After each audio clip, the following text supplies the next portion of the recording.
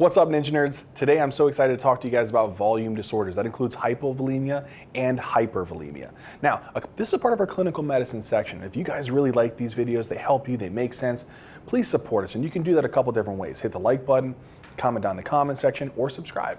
Also, for a little bit more information that maybe we didn't cover enough in this video, we have a lot of notes, illustrations, quiz questions, all those things to test your knowledge. You can get that on our website. If you want to know how to get there, there's in the description box below, we have a link that goes right there.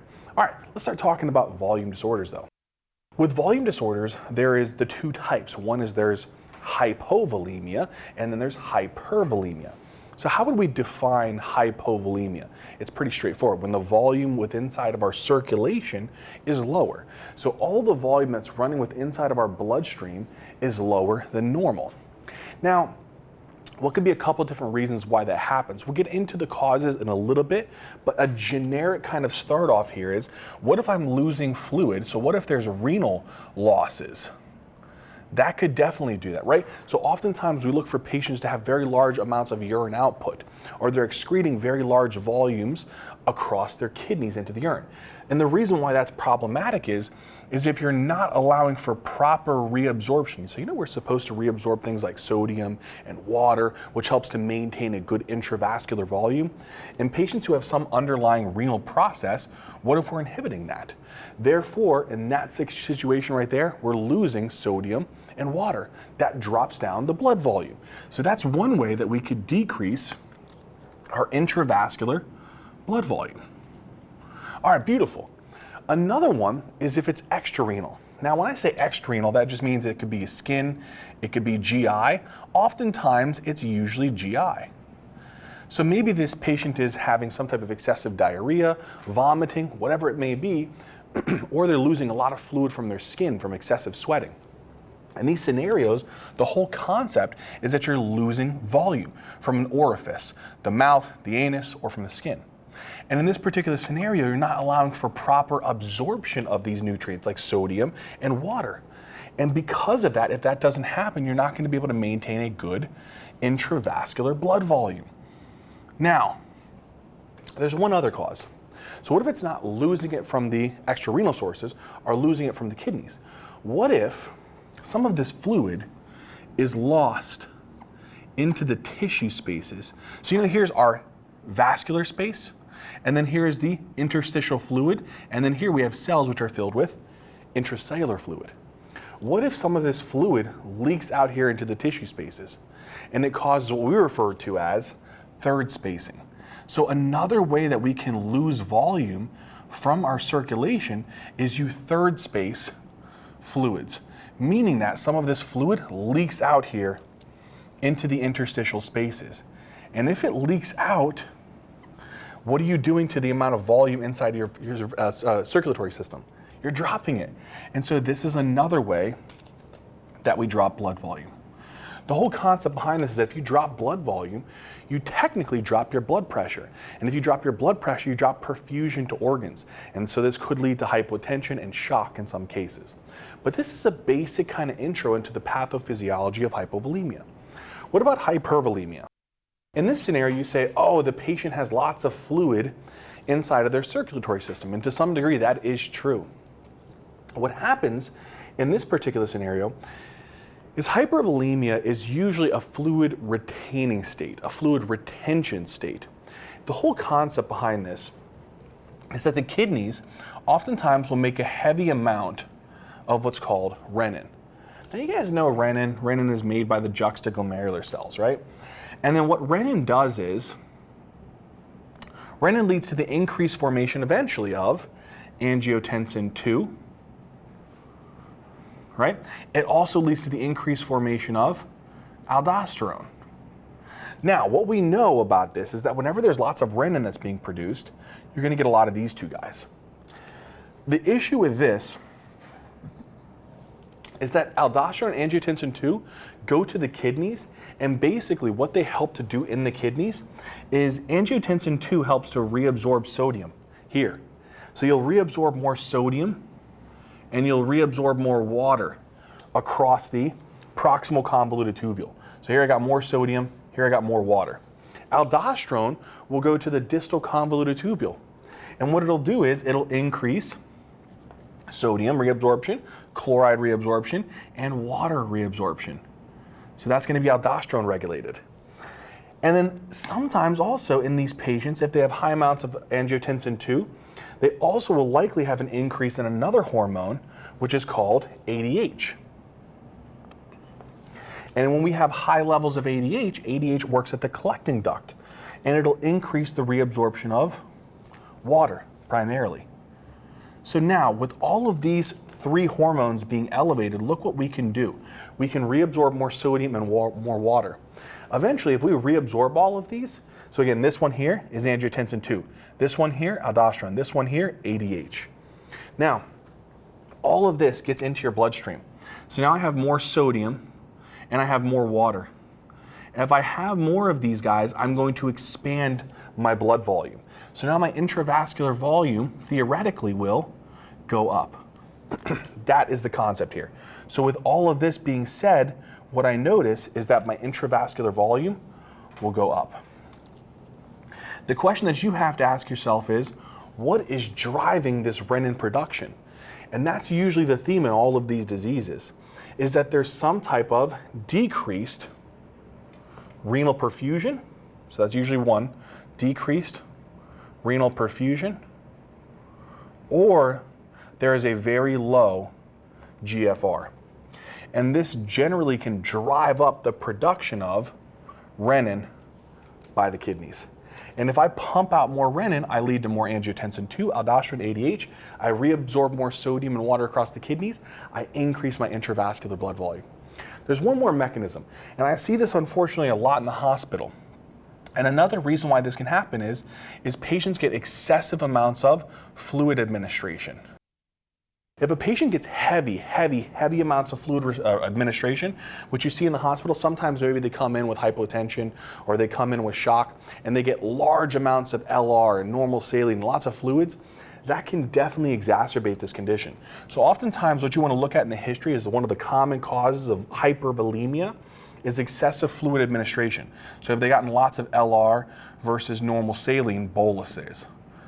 All right, meaning that they push the fluid really fast. All right, that's another common cause. But oftentimes, one of the big reasons is that they have a kind of disease where they have a fluid retention disease plus the increased fluid administration. And that's usually what sets these patients overboard, is they don't need a ton of fluid. They're already retaining. And so you give them a little bit of fluid in combination with their fluid retention disease, and it's enough to send them overboard and put them into hypervolemia. Because imagine they have this process going on, and then you just give them a little bit of fluid that's enough to kind of tip them overboard. All right, my friends, so now let's talk about the causes behind hypovolemia. We already said that the patients could be losing things from their kidneys, losing things from the extrarenal sources, or third spacing fluid. What are the reasons for those pathophysiological concepts? So renal losses, oftentimes it's pretty straightforward. It's just diuretic use. That's oftentimes the most common cause. So I would say, let's say that it's actually due to diuretic abuse or overuse. Let's kind of go with that concept. And there's a couple of them that we utilize. The big one that is common, I'd say, for this kind of process is going to be loop diuretics, because they do pull a decent amount of volume. So loop diuretics would definitely be one that I would kind of keep on the mind here. Another one would be thiazide diuretics, but I don't think that they're going to cause as much of a hypovolemia as compared to the loop diuretics. All right, so oftentimes you'll see these used in patients who have things like heart failure or end-stage renal disease, maybe even they have cirrhosis with a lot of ascites. You can see thiazide diuretics used commonly in hypertension. So these can be utilized, but what they do is loop diuretics is they're basically working to block sodium and chloride and potassium reabsorption here, which helps in playing a role, because when they get all that sodium and chloride out here, it helps to pull water from the descending limb, right? So that's where loop diuretics would work. And then thiazide diuretics, they help to reabsorb sodium and chloride here in the distal convoluted tubule, which again would help to kind of pull water along with it. But again, you're going to inhibit that. So because of that, you're going to lose a lot of sodium and water into the urine. So that's why they become hypovolemic. Another concept behind this is that there is another kind of diuretic that you could actually see this in, but it's not necessarily a diuretic. It's usually what we call osmotic diuresis. So osmotic diuresis. You see this you can use it as a diuretic. It's not commonly for that reason, but this would be two particular ones. One is you see a patient with what's called DKA. And the concept behind this is in DKA, you're going to have very, very high glucose levels. When you have high glucose levels, you guys remember from physiology, there's a transport maximum. Only so much glucose you can reabsorb across the PCT. So if you have heavy amounts of glucose, that glycosuria is going to pull tons and tons and tons of water with it. Let's use this example here. So here I have all this is glucose that's being filtered across my glomerulus. From here, this is going to drag tons of water out with it via the urine. That's why we call it an osmotic diuresis. Another one is mannitol. But the concept behind mannitol is that if you see this one, it's commonly given in the clinical vignette of where a patient has some type of high intracranial pressure. So I think that's the kind of the thing is when you're reading through these questions, think about it. Is the patient on a loop diuretic because they have CHF or CKD, hypertension? Do they have high glucose from DKA? Or do they have high ICP and they got mannitol and that's why they're volume depleted? The last one I'd say is relatively low yield, but think about it, and this is whenever there is like low aldosterone states. And so there is a couple different diseases that could do this. One is when the adrenal glands get shot from the sky, right? So you have a failure of the adrenal gland to produce hormones like aldosterone and cortisol. So adrenal insufficiency would be one potential cause. Another one I would say to think about, we see this in the subarachnoid hemorrhage patients, is they have what's called cerebral salt wasting. So I want you to really only think about this, particularly in a patient who has some type of what's called subarachnoid hemorrhage. That's really kind of the clinical vignette where, oh, son of a gun, you would see this particular scenario here. All right. So, low aldosterone, how would this do it? Well, aldosterone works here at the distal convoluted tubule. And what it would help to do is helps to reabsorb sodium. And then along with it, especially if ADH is present, it would help with the reabsorption of water. So you can see how in all of these situations, I'm blocking sodium, chloride, and potentially water reabsorption, losing that water and sodium in the urine. That's the concept behind the renal losses. All right, extrarenal, so much easier. In this particular scenario, it's not hard to imagine. You lose it from one end, so excessive vomiting would be one potential cause. Or you are having a bowel obstruction and the patient is getting an NG tube placed for bowel rest and to decompress the proximal bowel. This type of excessive NG tube suction or just exorcist level vomiting, that's going to pull a lot of volume out of them because you're not going to allow for this process, the absorption process, not from the stomach per se, but from the small intestine, right? So this part is being rendered inhibited, right? The other concept is you got like a punami going on here. So if you got straight up liquid Hershey squirts coming down here, this is another potential reason because you're losing lots of fluid and you're not allowing for proper absorption across the intestines. So think about these potential things here. The last one here is usually excessive loss of fluid from the skin. And so this one you would see, but I would say it's more common if you see patients who have some type of excessive diaphoresis. So diaphoresis meaning that they are sweating like a banshee. Or you see third-degree burns. So this has to be a patient who has like terrible fevers or they have third-degree burns and they are losing so much more fluid than they have the capability to help to supply these glands. Because again, the whole concept here is these glands are depending upon fluid from our vascular system to make that sweat. And so if you're constantly losing that, that's a lot of insensible losses. So it's usually a combination of diaphoresis, third-degree burns, and the inability to keep up with the water intake. So we see this a lot of the times in marathon runners who aren't keeping up with their hydration because they're sweating so much and then not drinking enough. Okay, that covers these. What about this last one, the third space causes? Okay, my friends, so at this point we lost fluid from the kidneys, we lost it from the GIT, the skin, one of those ways. Or we can lose it into our interstitial space. So the concept behind this is pretty straightforward. There has to be some type of like massive, like systemic inflammation. And the concept behind this is, let's say that a patient has a disease. Oftentimes, a very common one is pancreatitis. You know, in pancreatitis, they'll present with that classic epigastric abdominal pain, and they have that significantly elevated lipase. What happens is, in this disease, there is so much inflammation. There's so many different types of cytokines that are released, right? For example, this is like the interleukins. So we'll just put a couple: interleukin 1, interleukin 6, TNF alpha. All these things are released. So there's lots of these like little cytokines. And there's much more than just what I'm writing down. But the concept is that these are kind of floating around in the circulation. Or if a patient has a very, very nasty infection like sepsis, especially shock. So we'll put here like sepsis or septic shock. The concept behind this is that they have all these bacteria that release endotoxins. And these endotoxins cause tissue damage.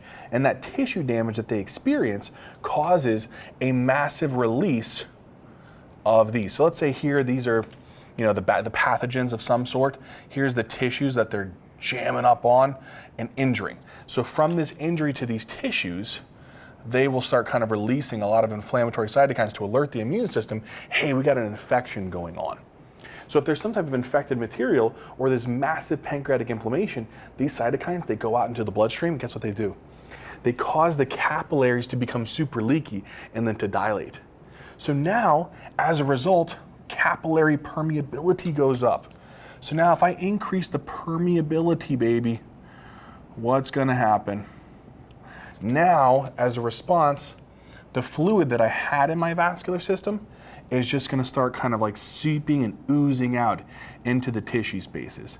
And that's the concept here, is that I'm losing fluid, not necessarily out of my body, but into my tissue spaces, which then as a result decreases my intravascular blood volume.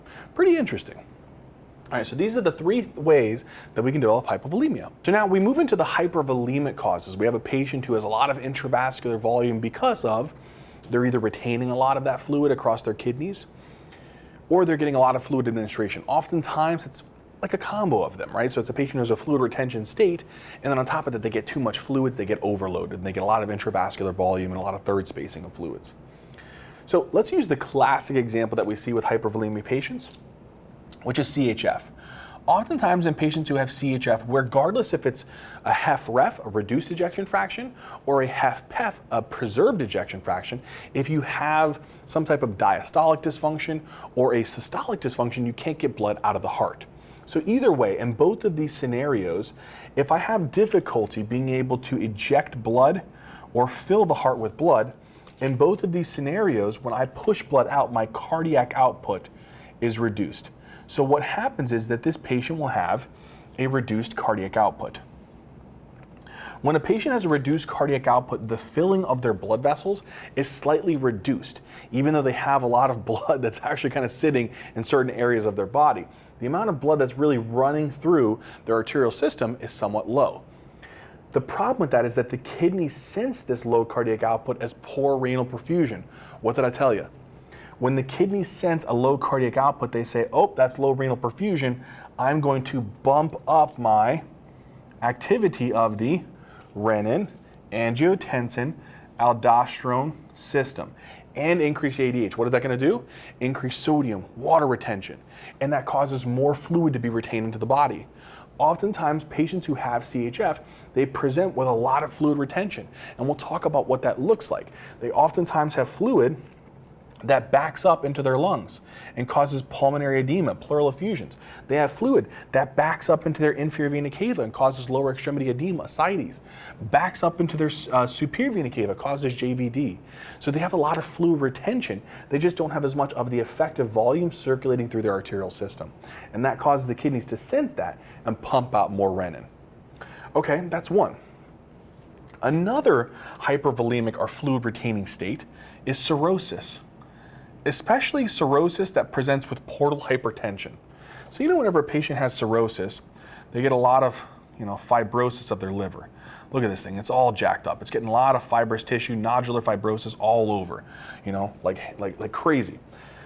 As a result, what it does is it compresses the vasculature that's supposed to be feeding into it and out of it. So the portal vein system is getting compressed and the hepatic vein system is getting compressed.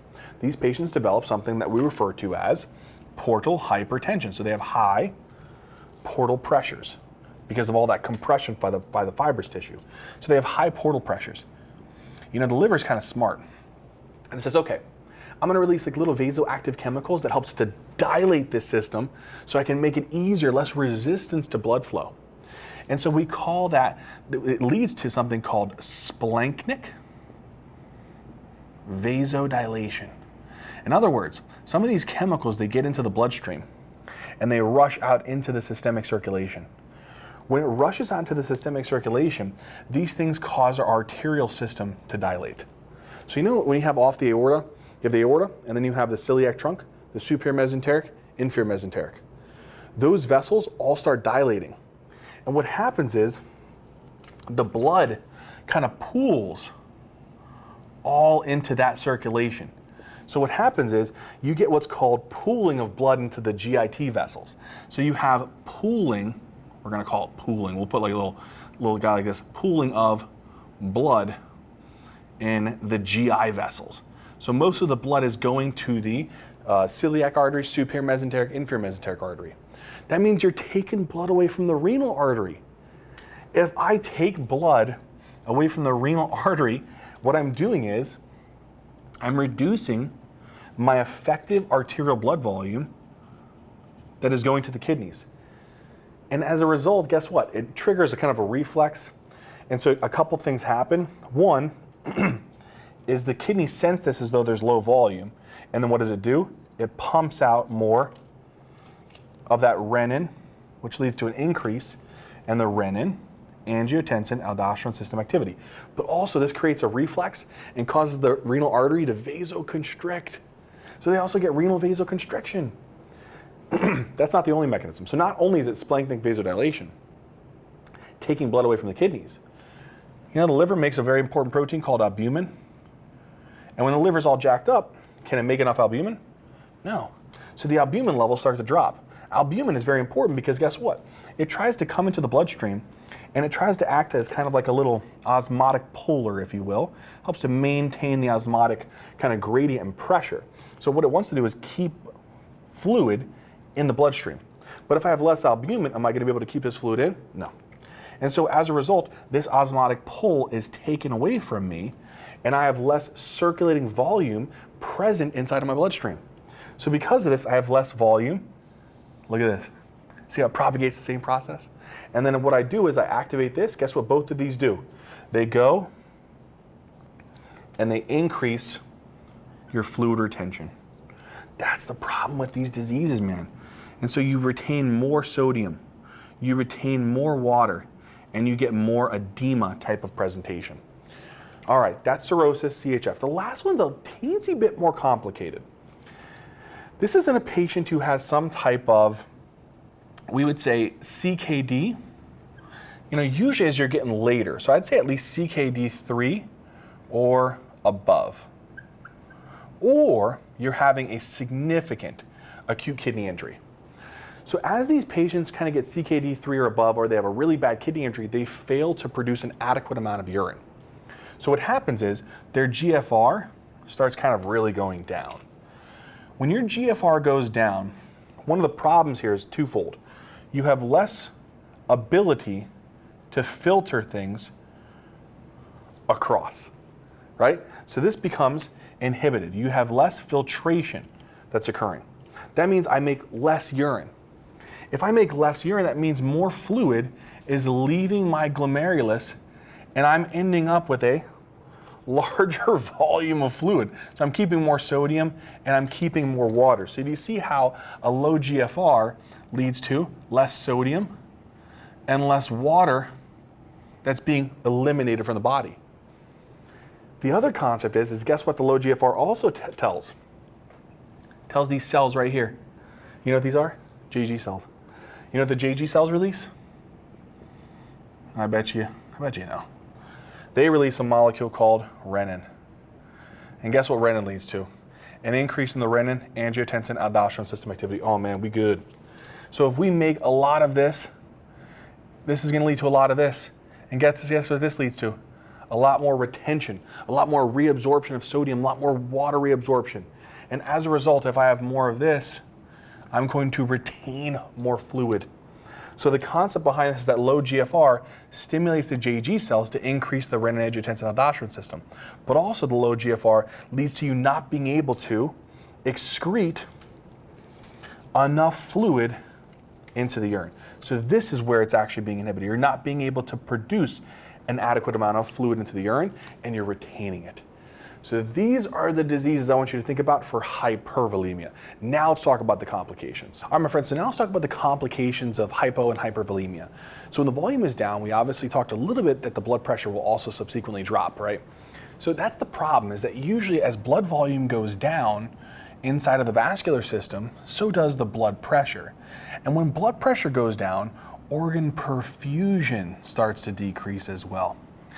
And I think that's the ultimate concerning concept of a patient becoming hypovolemic, is because if a patient becomes hypovolemic, what we know is that as the blood volume drops, the blood pressure drops, the organ perfusion drops.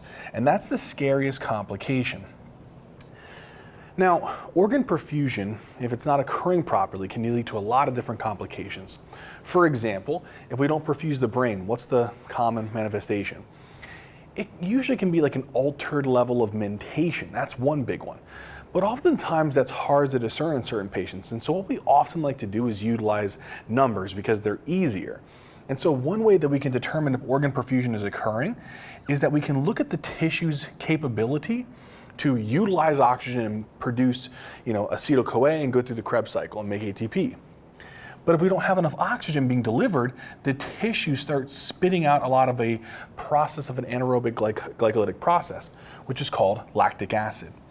And so what happens is lactate levels tend to climb up in the bloodstream as organ perfusion starts to decrease.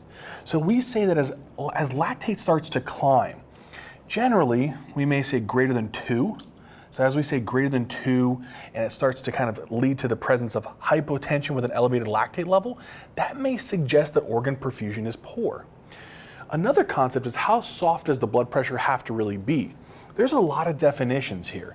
One is we could use a systolic blood pressure goal, a diastolic blood pressure goal, or a MAP. And MAP is, I'd say, probably one of the best indicative one because it determines perfusion to the organs. So we say if the systolic blood pressure is less than 90 millimeters of mercury, if the diastolic blood pressure is less than 60 millimeters of mercury, or if the mean arterial pressure is less than 65 millimeters of mercury. These are somewhat indicative of hypotension. Shock, the difference between this is that we would call this hypotension, right? Just a low blood pressure. But if we have hypotension with features of poor organ perfusion, now we're getting into the definition of shock. So make sure that you understand the difference between hypovolemic shock is that this patient has a low blood pressure, and it's not just a low blood pressure, they have a low blood pressure and they have decreased organ perfusion. So there's two components to this one. So they have a low blood pressure and poor organ perfusion. And we can look at this in a couple different ways. One is lactate level is the easiest, but we can look at mentation, we can look at the cardiac markers, we can look at kidney function as well, but oftentimes this is how we can determine a patient having hypovolemic shock. Another concept that is also really important, I think comes up a lot in the hospital, is that when patients are hypotensive, what's a reflex? You know when our blood pressure is low, right? So let's say the blood pressure is low. What that does is, that activates a lot of different receptors, especially what's called baroreceptors. Baroreceptors in the carotids and in the aortic arch, they sense that. And what happens is when you activate these baroreceptors, they send the information to your medulla, who senses that and says, hey, blood pressure is kind of low. What I could do is I could increase the flow of sympathetic nervous system outflow. And if I do that, that should increase the heart rate and increase the contractility. And so that's what we often see. And so what happens is we increase kind of the conduction of electrical activity through the heart. So we go more SA node, AV node, bundle system. And so what's the outcome of this? The heart rate goes up. And so because of that, one other feature that we see out of these patients is that they commonly have a high heart rate. And that high heart rate is a compensatory response to their hypotension. And what is that referred to as when you have a high heart rate? Tachycardia. So that's another feature that I want you guys to be able to identify in patients is tachycardia. All right, hypotension, hypovolemic shock, we understand the difference, and tachycardia is a compensatory response. All right, cool. What's another complication, unfortunately, of having hypovolemia? Acute kidney injury is a really big one. So there's 3 different types. There's pre, intra, and post-renal. This is an example of pre-renal, where there's a poor renal perfusion due to low blood volume. So in this patient, they have a low blood volume. If you have a low blood volume, then what happens is you don't perfuse this guy here. You're not perfusing the afferent arteriole. If you don't perfuse these glomeruli, you don't allow for a good glomerular filtration. And so oftentimes this acute kidney injury, we really say this is pre-renal, meaning that this is related to what kind of problem? It's a decrease in renal perfusion. That's really the problem, and that's because the blood volume is low. Now, how do we look at patients having acute kidney injuries? Well, if you don't filter, if you're not allowing for good filtration, you're not getting rid of a lot of waste products. And so one of the things that happens is that if this is being hindered to some degree, then what happens is your waste products in the bloodstream start going up. And so blood will leave the glomeruli, and you'll end up with a higher, what's called BUN, and you'll end up with a higher creatinine. And this is kind of an indicative function here, especially the creatinine. As the creatinine starts to go up, you start seeing that complication. The other thing here is that whenever you have low blood volume, you know what's really interesting? Low blood volume is a very profound stimulator of the renin, angiotensin, aldosterone system. So when you have low blood volume, it says, okay, I got low blood pressure. And what that does is that activates the renin, angiotensin, aldosterone system. Because you know your JG cells, they sense low blood pressure and they release renin. Renin leads to the formation of angiotensin 2. Angiotensin 2 leads to the formation of aldosterone. Why is that important to say? Well, the renin, angiotensin, aldosterone system, here's one thing. One is I'll increase the presence of, I'm going to put this as aldosterone. I'm going to have more of this guy, all right? More of this guy. What he does is he works here at your distal convoluted tubule. And what he's going to help to do is he's going to help to reabsorb sodium and water. And then you'll have another guy here, which is going to be ADH. And ADH is going to try to come here and act at the collecting duct and try to reabsorb more water. And so this is going to reabsorb sodium. This is going to reabsorb more water because you're trying to replenish your blood volume. Isn't that cool? Problem is that when you look at these patients' urine, they don't have a lot of sodium in their urine. And that's one of the big things. And so what we say for these patients who have a pre-renal AKI is they have a high BUN, a high creatinine, and their FeNA is less than 1%. Meaning that when you check their urine, it's not going to have a lot of sodium in it because I'm reabsorbing that sodium. Angiotensin 2 is another one. He's a part of this. He acts right here. So technically I have lots of angiotensin 2. Guess what he's going to do? He's also going to act right here and help to bring sodium into the bloodstream. So you see how all of these guys are working to help to bring in more sodium and water to replenish your blood volume, but you lead to less sodium present within the urine. So look for a FeNA less than 1%, an increase in the BUN, and an increase in the creatinine. In the setting of hypovolemia, it tells me that this patient is a pre-renal AKI. All right, so the last thing here is whenever you have poor skin perfusion, this is usually a result of kind of 2 concepts. One is we already know that when a patient has low blood volume, they have low blood pressure. So they don't perfuse tissues as well. And so we kind of know what that would look like in the sense that if you were to take a look at these patients like mucous membranes, they would literally kind of look dry. So look at their mouth, look at their lips, look at their tongue. They oftentimes have very dry, very poorly perfused mucous membranes. The other concept is that these patients also, sometimes when you look at their nail beds and you push down on their nail bed and then let go, you look at capillary refill. That's also relatively delayed in these patients who have hypovolemia. And the last thing is the elasticity of the skin. If you were to pinch the skin and pull it up and let go, you want it to return back to its normal position, the elasticity of the skin. That's kind of delayed, and they have a decreased skin turgor is what we call that. So again, that's usually the result of kind of a poor skin perfusion. And so again, remember that as you have poor, we say skin perfusion, you can get a couple different types of findings. And again, what are these? One would be, look out for a patient having decreased skin turgor, a delayed capillary refill, and sometimes even kind of dry appearing mucous membranes. Here's the other thing, and this kind of goes along with patients who have severe hypovolemia. When you have hypovolemia, right, one thing that's really interesting is when the blood volume is low, the blood pressure is low, right? We kind of already talked about this. But here's the interesting concept. When the blood pressure is low, what happens is your body tries to create a reflex. Remember that baroreceptors, they sense it, and they trigger the outflow to increase your heart rate and your contractility. Another concept is your sympathetic nervous system, so this can activate baroreceptors. And these baroreceptors will then go send signals to your medulla, who will then activate your sympathetic nervous system.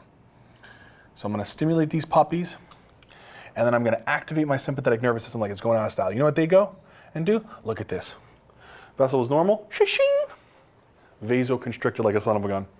Now, because of that, if I increase the vasoconstriction of this puppy, why is that bad? Because now I make the blood flow going to the skin even more reduced. So if I vasoconstrict it, guess what these patients start having? They start having very cold, pale, and even mottling extremities.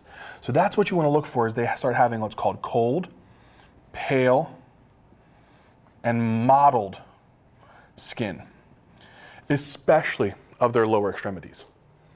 This is kind of classic of hypovolemic shock. So we kind of see this as a reflexive kind of process, similar to the tachycardia. But again, I really think the big thing for this is in hypovolemic patients, you really want to look for features of what we talked about.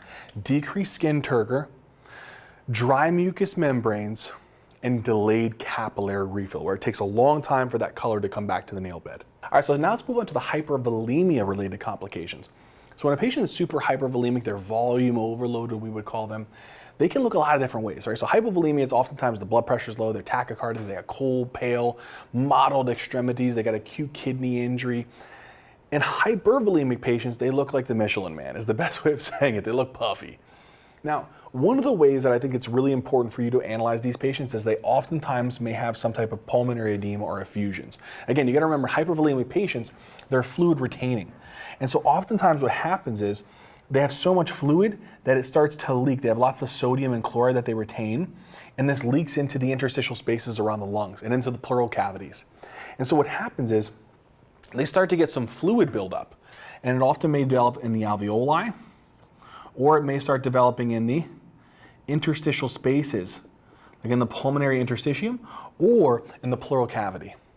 So because they start to get kind of fluid accumulation here, they can develop fluid inside of the actual alveoli or in the interstitial spaces, and so they may have pulmonary edema.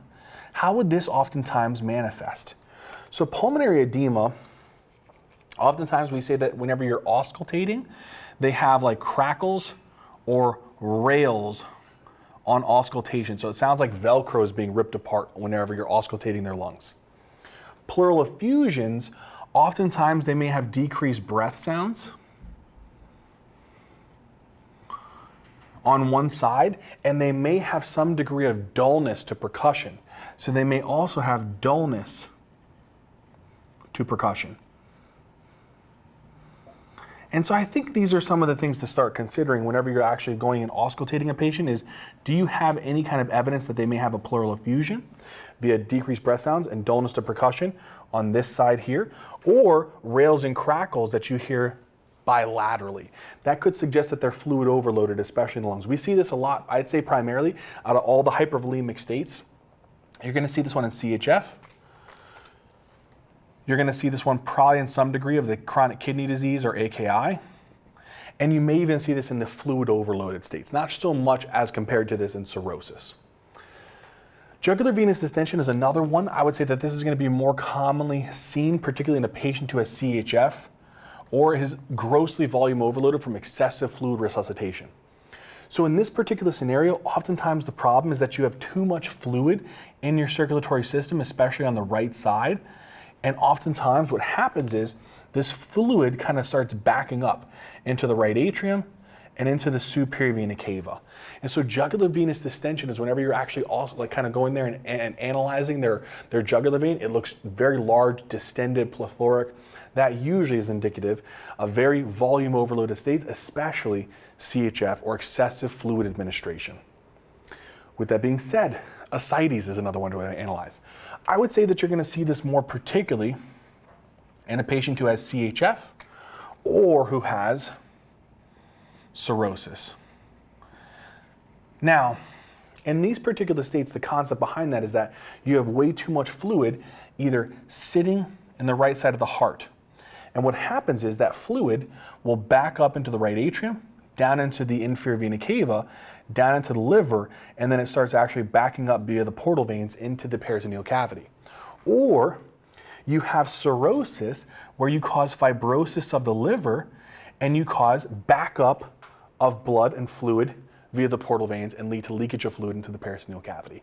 Oftentimes with this one, you're looking for a very distended abdomen, and oftentimes when you tap on one side and feel the vibrations on the other side, that's called a positive fluid wave test. Or when you put them on their side and you tap on one side and it's tympanic and you feel dullness when you shift them onto that side, that could be a sign of ascites as well. So look for shifting dullness. Also look for, again, abdominal distension in a positive fluid wave test. The last one is very interesting, and this one, pitting edema, you can really see them in all of these patients. CKD, AKI, CHF, cirrhotics, or fluid administration. This one's very, very common. And oftentimes it's because fluid is backing up into the legs, and it's just leaking out into the interstitial spaces into the legs. And so you get lots of sodium and chloride into the interstitial spaces, into the lower extremities. And so basically what happens is you get fluid that accumulates here. And if I go ahead and take my hand or my finger and push into their skin, hold it for a couple seconds and then come out, guess what? It leaves an indentation there that stays there. And that's called the pitting edema. We see this in hypervolemic states, such as what I said, all the hypervolemia, CHF, cirrhosis, or CKD, AKI, or excessive fluid administration. We move into the next concept, which is AKI. Now, AKI is really interesting in patients who have hypervolemia. And here's what you would think. You think, oh, if they're hypervolemic, they have a good amount of intravascular volume. Because of that, they're probably perfusing their kidneys pretty well. But if you think about the pathophysiology, what did I tell you? Oftentimes these patients are volume overloaded. They have lots of fluid in their vasculature, but also in their interstitial spaces. And so what happens is their effective arterial blood volume is oftentimes low, and they don't perfuse the kidneys well enough. They have low renal perfusion. And so AKI in hypovolemia and hypervolemia can look somewhat similar. The big difference is the way that they present. Hypovolemic patients, they have poor skin perfusion, cold, pale, mottled extremities, dry mucous membranes, decreased skin turgor, prolonged cap refill. Hypervolemic, they have pulmonary edema, pleural effusions, ascites, jugular venous distension, pitting edema. All of these things make them look a little bit different. Now, within this particular scenario, the concept remains the same. It's either they have a poor cardiac output that causes a poor renal perfusion, they have splanchnic vasodilation or hypoalbuminemia that leads to low renal perfusion.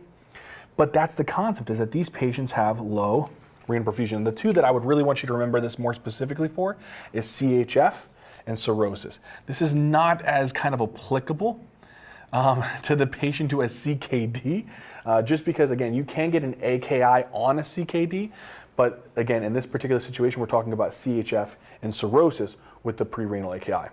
Either way, these patients have low effective arterial blood volumes, whether it's low cardiac output in CHF, splanchnic vasodilation, or hypoalbuminemia and cirrhosis. If that happens, they have low renal perfusion. They're going to filter off less creatinine, less of the urea. So what happens to their BUN and the creatinine? It goes up because they're having difficulty filtering it because they're having a poor renal perfusion. So oftentimes this goes up and this goes up because this is being impaired. Now we also know that in pre-renals, BUN creatinine ratio is higher BUN than there is creatinine. So we say it's a BUN creatinine ratio of greater than 21, but we'll talk about that in the AKI section. The other concept here is the same, is that if you have a low effective arterial blood volume, what does that do to your renin, angiotensin, aldosterone system? It increases the activity of the renin, angiotensin, aldosterone system. So if you have increased here, what are you going to do? Reabsorb more sodium there. More sodium here, more water there, right? Because we know angiotensin 2 enhances this, aldosterone enhances this, ADH enhances this, right? So if we're bringing sodium across the distal convoluted tubule, that's aldosterone. If we're bringing water across here, that's ADH dependent. If we're bringing sodium across here, that's angiotensin 2 dependent. So this process here is dependent upon this guy. This process here is dependent upon this guy, and this process here is dependent upon this guy. And all of these are elevated. Why? Because the effective arterial blood volume is high. Why am I saying all of this? Patient has an AKI, they'll have a high BUN, creatinine, they make less urine, but when you look, if they're reabsorbing more sodium, what happens to their FeNA? Their FeNA is the same as pre-renal. For hypovolemia, the FeNA is less than 1%. So you have to differentiate these patients' AKI on the other features of CHF and cirrhosis, such as the hypervolemia features, as compared to the hypovolemia features. Now let's move into the diagnostics. You can assess this by just looking at the patient and listening to the patient. Have they had a history that suggests volume loss? If they do, then assess them for features. What did I tell you to think about again? Evidence of decreased skin perfusion is a big one. A decreased skin turgor. I pull on their skin and it takes a long time to return. That could be indicative of dehydration. Dry mucous membranes, that could be indicative of dehydration. Hypotension, compensatory tachycardia, that could be indicative of hypovolemia. If they have history of CHF, CKD, cirrhosis, they've got a lot of fluids, this may suggest hypervolemia. How do I really think about these patients though? Look for moist mucous membranes and instead jugular venous distension. As you can see here, look at this plethoric puppy right there. Look for pulmonary edema. So you're looking for opacities bilaterally on the chest x-ray along with rales and crackles on auscultation. You're looking for pitting edema. And again, looking for ascites, which can be abdominal distension, positive fluid wave test, and shifting dullness on exam. I think this in combination with looking at the patient's I's and O's and their daily weights can help in adjunctively determining their volume status. What do I mean by this? So if you look at a patient in the hospital and you're kind of tracking every day their volume status, you get an idea of what their input is from their fluids and food and what their output is via the urine and feces.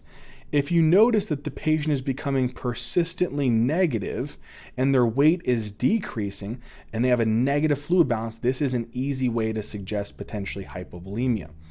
If you look at their I's and O's and you see that their, again, intake here is significantly higher than their output via urine, feces, etc., and you're seeing that their weight's going up and they become persistently over positive or positive fluid balance, this suggests a hypervolemia. So you use these in your advantage to determine if a patient's hypo or hypervolemic. All right, let's now move into how we treat these patients. So we treat these patients based upon how severe they are. For hypovolemia, the big thing is isotonic solution. So this is your normal saline, 0.9%, your lactated ringers. These are usually given in a patient who needs immediate kind of resuscitation. So in other words, they're hypotensive.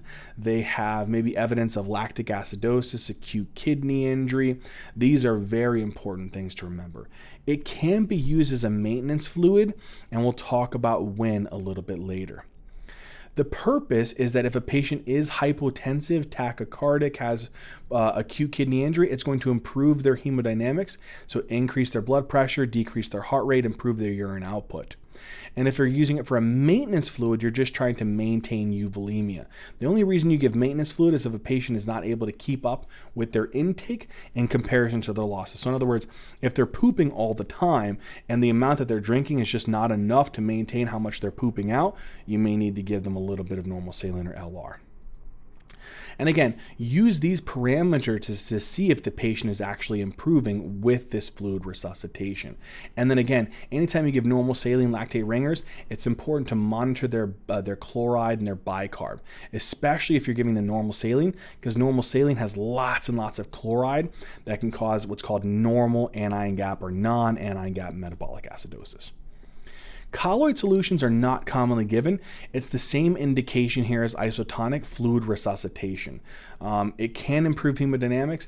Problem is we really try to avoid this because it can cause coagulopathies and it can cause anaphylaxis. And so we try to stay away from these.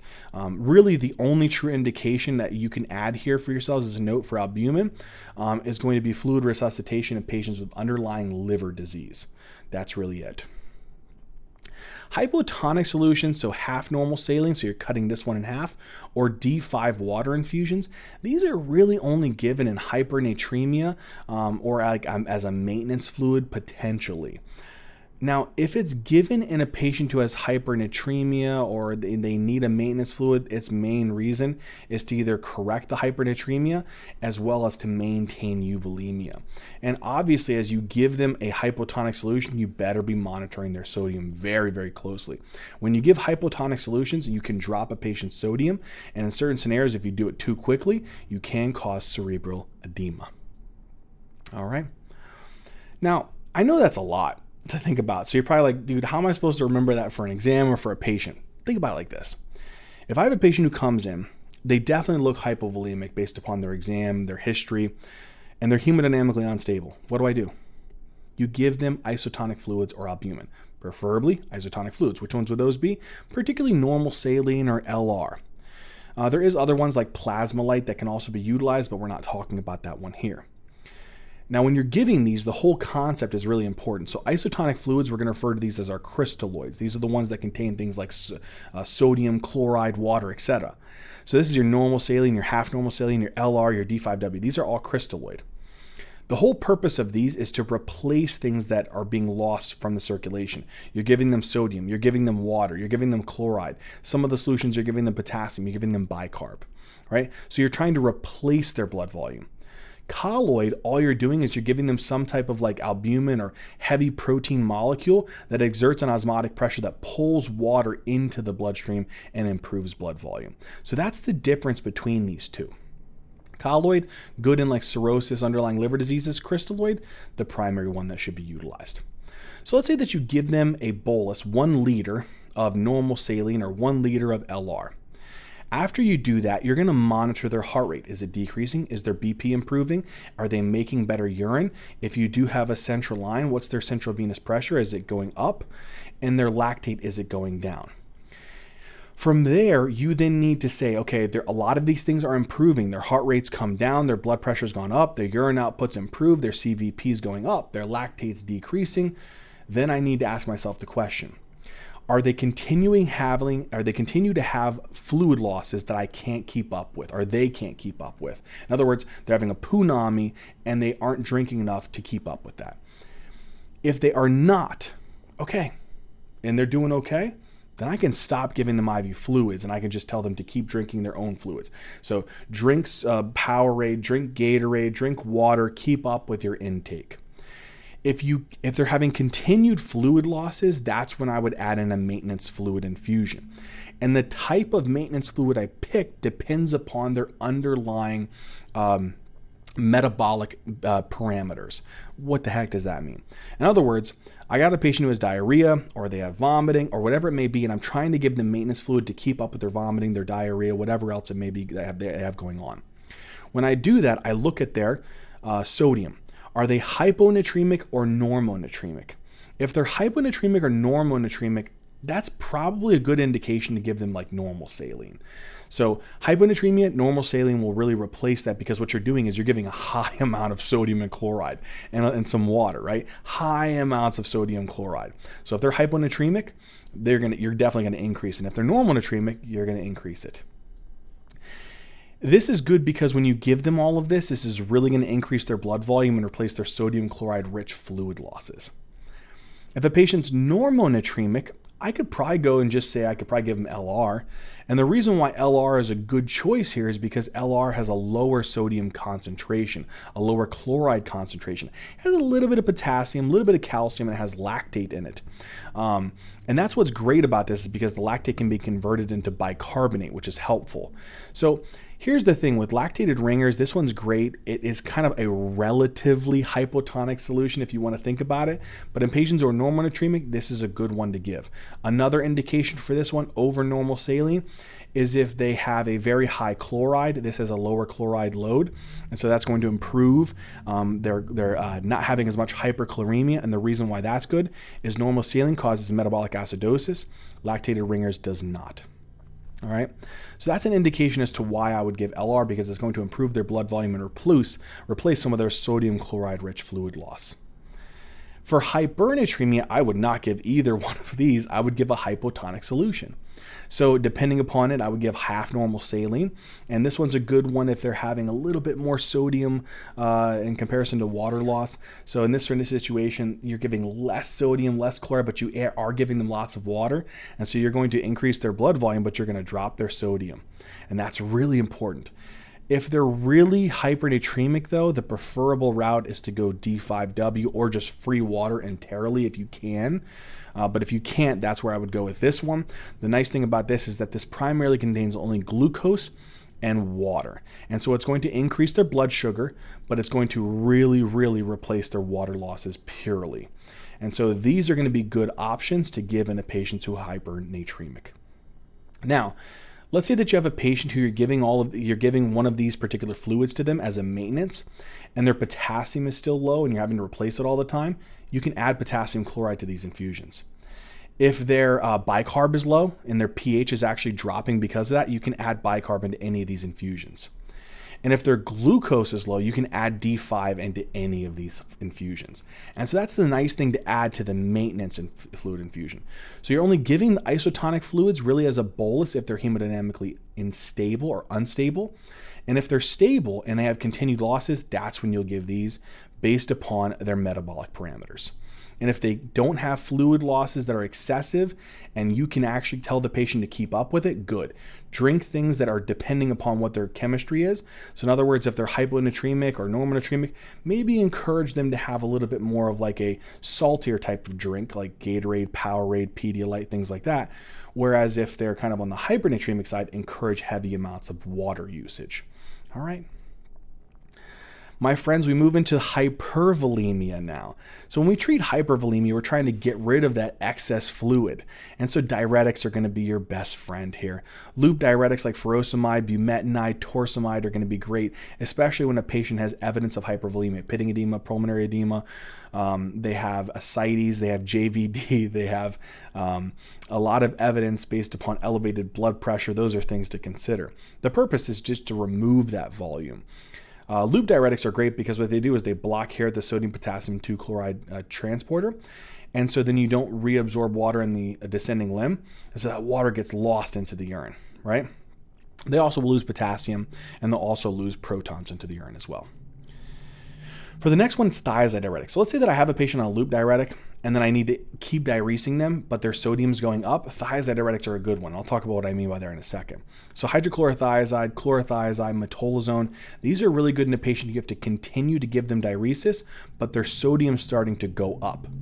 The reason why this one's really good is because thiazide diuretics really help to drop the serum sodium because it blocks sodium chloride reabsorption here in the early distal tubule, and that will help to cause a little bit more sodium and water loss.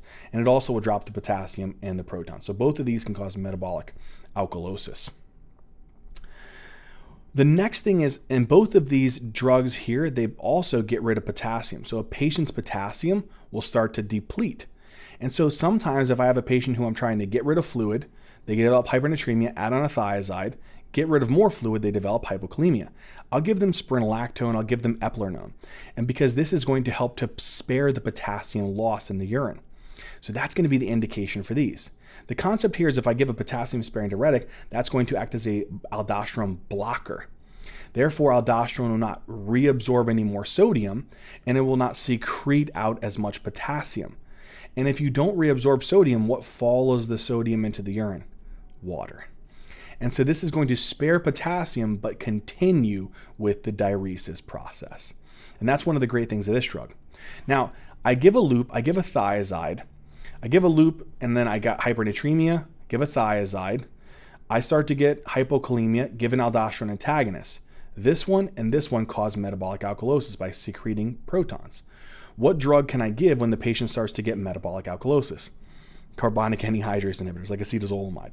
This is great in that particular scenario because it's going to remove volume, but also get rid of bicarb. The concept here is that it works here at the proximal tubule by blocking sodium and bicarb reabsorption. If you block bicarb, bicarb gets lost into the urine, you have less bicarb in your bloodstream, and your pH goes down. And then on top of that, you get rid of a little bit of sodium, which helps with volume removal. That's pretty cool. That's a lot though, right? The last thing to remember is hemodialysis. We can do this via intermittent hemodialysis or continuous renal replacement therapy, and we'll talk about which one we do in those scenarios. But we only do this in a patient with refractory hypervolemia, especially in patients who aren't making urine as much anymore. So they have CKD or severe AKI. We do this by just bypassing the kidneys and using things like an AV fistula, an AV graft, or a central venous catheter to act as our access point to remove blood, cleanse it through our machine, and send it back in. This may seem like a lot, right? When you're having a patient getting all of these types of medications, you can get a lot of electrolyte disarray. So it's important to monitor their blood pressure, because if they start getting hypotensive, you might be over-diuresing them. Monitor their I's and O's and daily weights to say, hey, am I starting to get weight off of them? Are they starting to have a negative fluid balance? Monitor their BUN and creatinine. If that starts really, really rising, you might be over-diuresing them and volume depleting them. And monitor their electrolytes like a hawk, because you can cause a lot of electrolyte and acid-base disarray. This may seem like a lot, but I think we can summarize this in a simple way. So let's say that we have a patient who has hyperkalemia, they have acidosis, they have uremia, they're refractory to all diuretics, they're super puffy, they're up 10 pounds, they have pulmonary edema, they have peripheral edema, ascites, jugular venous distension, hypertension, and we've tried everything. They're not getting any better. That's a dialysis patient. The way that you determine if they get intermittent or continuous depends upon their blood pressure. If it's normal, they can tolerate intermittent. If it's low, they won't be able to tolerate that, and you should do small volumes continuously. If you have a patient who has hypervolemia and you actually are going to say, let's see if they respond to this, you initiate your backbone, which is a loop diuretic. Oftentimes we give 40 milligrams of IV furosemide. Once we do that, we then look to see how did they do with that. So look to see, did they improve with their urine output, their blood pressure, their edema, etc. That's the reason why we would do this. Now, let's say that you do this, you give them the loop diuretic, and then the patient after that is hypervolemic, their sodium's normal, their potassium's normal, and their bicarb's normal. You can then just increase the dose of the loop diuretic, or dose it more frequently. I like to remember that Lasix, which is furosemide, the brand of it, lasts 6 hours. So oftentimes the loop diuretics last 6 hours. So you can dose them pretty frequently every 6 hours to get that volume removal effect. But let's say that you do this. You start to give them a loop diuretic and a loop diuretic and a loop diuretic every 6 hours, and you start to notice some problems that arise. One is that their sodium goes up. Which is the diuretic that I would add on here? Thiazides. You notice that their potassium starts to drop. Which one could you add on here? Your potassium-sparing diuretics. And you notice that they're starting to become alkalotic. Their bicarb's going up. Add on acetazolamide. This is the way that I would act on a patient is you have your backbone, which is your loop diuretic. You can increase the frequency of the dosage to get rid of volume. But if you end up experiencing any of these electrolyte disarrays and the patient maintains hypervolemia, don't give them sodium chloride to increase this. Don't give them tons of potassium replacement, which gives them fluid. And don't, just avoid this increasing bicarb and give them fluid back because you think they're contracted. Keep going with the diuresis, but just augment your diuretic choice. All right, my friends, I hope that made sense. I hope that you guys really enjoyed it and learned a lot. And as always, love you, thank you, and until next time.